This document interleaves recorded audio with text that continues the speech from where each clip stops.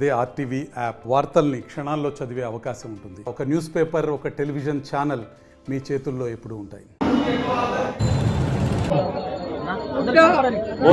గ్రామంలో నుంచి రామన్న గారి కుటుంబం, అలాగే రామన్న గారి సహచరులు, అనుచరులు, అభిమానులు అందరూ కూడా ఈరోజు తెలుగుదేశం పార్టీలో చేరడం జరిగింది.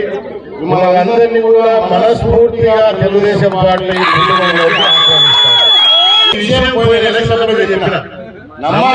వీళ్ళు వ్యాపారస్తులు, అవునా?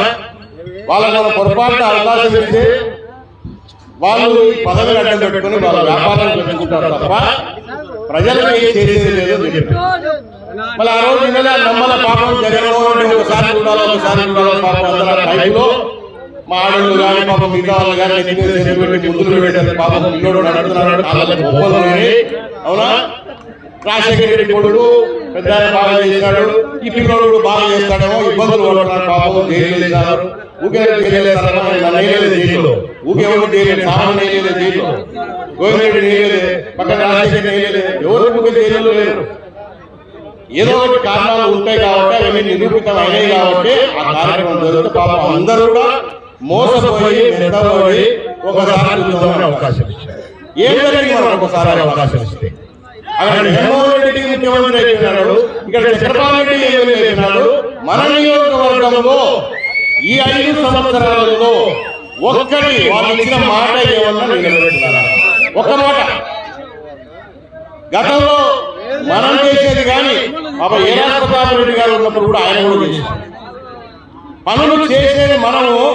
వీళ్ళు 40 సంవత్సరాల నుంచి అభివృద్ధి ఎప్పుడు జరగలేదు మన టైంలో. వీళ్ళు మాత్రం 5 సంవత్సరాలనే మొత్తం అభివృద్ధి అంతా వీళ్ళు చేశారు. సిగ్గుండాలి కూడా కొంచెం చెప్పుకోవడానికి. అది ఏం చేసావు చెప్పునాయన చంద్రబాబు రెడ్డి గారు, అది చెప్పాడు. మళ్ళా అది చెప్పాడు, ఏం చేసావు చెప్పు, అలాగే అభివృద్ధి నేను చేశానని. కట్టారబ్బా మన ఊర్లో కూడా ఒక 2 ఏంటి సచివాలయాలు, ఒక 2 సచివాలయాలు, ఒక రైతు భరోసా కేంద్రం. ఆ రైతు భరోసా కేంద్రంలో మీకు ఎరువులు దొరకవు, మందులు దొరకవు, అవునా? సచివాలయంలో మాత్రం ఎంప్లాయీస్ మొత్తం దండి ఉంటారు, పని జరిగేది తక్కువ. ఏం జరుగుతుందో చెప్పండి. అవి తప్ప ఏమైనా ఉంటాయా? ఏముంటాయా అంటే అవి గతంలో దాదాపు ప్రతి గ్రామంలో మనమే సిమెంట్ రోడ్లు వేసాం. ప్రతి గ్రామంలో రైతుల కోసం పొలాలను పోయి కూడా రోడ్లు వేసాం.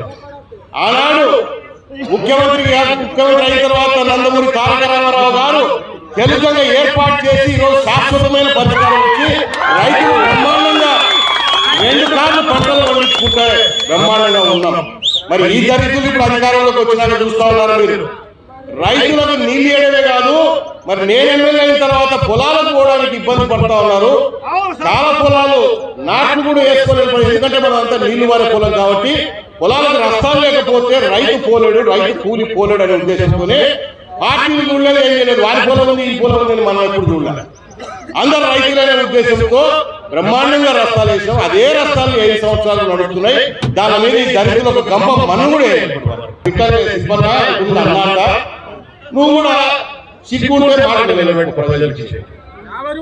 నీకు కూడా సిగ్గులు వద్దాయంటే ప్రజలకు ఇచ్చిన మాట ఒక్క పని లేదు. ఈ దళితుల వల్ల మనం చేసే పనులు నేను చేశాను చెప్పుకుంటాను. తెలుగు కూడా ఆయన చెప్తాడు, అవునా? తెలుగు నేనే కట్టా, అసలు శ్రీశైలం దేవస్థానాన్ని శివలింగాన్ని ప్రదర్శించిందే నేను, ఆ గుడి గోపురం కట్టని నేనే చెప్తాడు దళితుడు.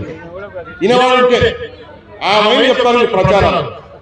ఇటువంటి మనం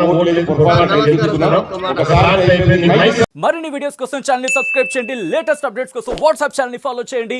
అండ్ లింక్ డిస్క్రిప్షన్ లో ఉంది.